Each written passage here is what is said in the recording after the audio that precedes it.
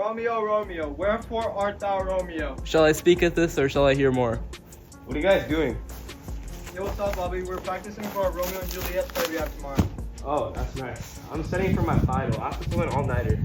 I already drank 3 Red Bulls, but I don't know if I'm gonna make it.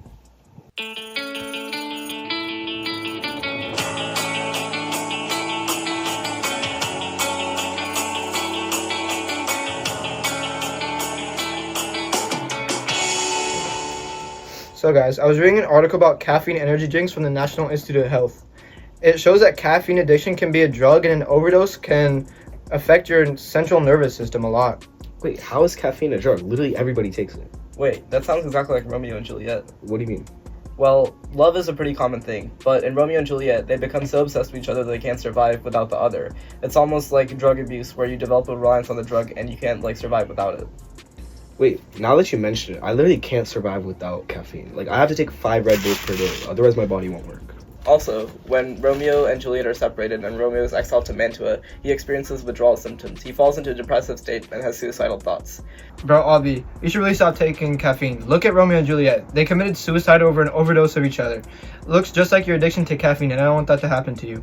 That's crazy, bro. I'm gonna stop right away. It's important to take it slow and get help and support. You already have good friends like me and Pranav to help you quit, but you should really tell your family or call a helpline like Samsha. It's great you have a strong support system to help you quit. In Romeo and Juliet, no one was there to stop them. Some even encouraged them, like Friar Lawrence. Imagine if they had someone to help them stop and cope with their addiction. They could have ended up alive. You know, this really hits home hard for me as someone who's struggled with caffeine addiction. I used to think my love for energy drinks and coffee was just another harmless way to get a boost, but the truth is, I became hooked on something that wasn't good for me. I often believed I needed caffeine to function, but really it just led me to chaos.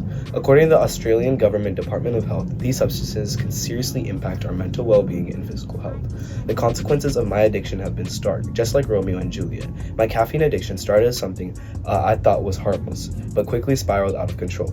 Their intense love blinded them to the chaos it created, much like how I ignored the negative effects of my caffeine dependence. Both stories highlight an overwhelming desire to disastrous outcomes, with Juliet and Romeo ultimately facing tragedy.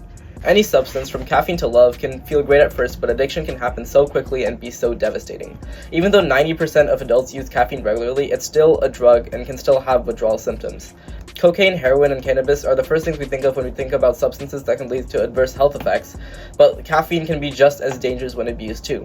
As shown by Romeo and Juliet, love can also be just as harmful. Reliance on any substance is not healthy in the long term.